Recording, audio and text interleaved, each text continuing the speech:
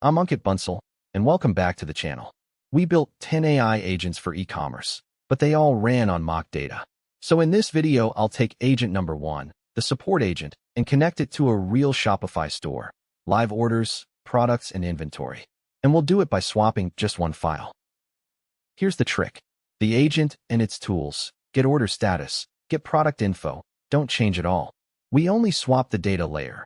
One file, source shopify.js, that calls the real Shopify Admin API instead of the mock data. Set 2 environment variables, your store and an access token, and the same agent loop is now reading your live store. Getting the token takes about a minute. In your Shopify admin, go to Settings, Apps, Develop Apps, and create an app.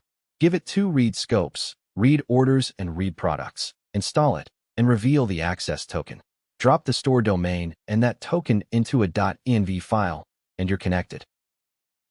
Same support agent, but now it's connected to a real Shopify store. A customer asks where their order is. The agent calls the Shopify Admin API and reads order 1001 straight from the store, real status, live. Now a stock question.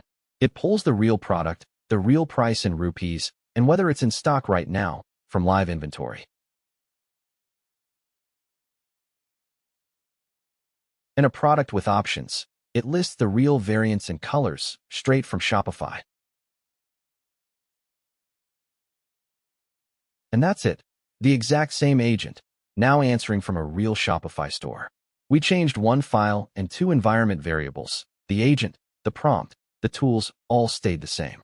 And because only the data adapter is platform-specific, the same pattern works for BigCommerce, WooCommerce, or any backend. The code is in the description. If you found this helpful, please hit like and subscribe, and tell me which agent you want wired to a real store next. See you in the next one.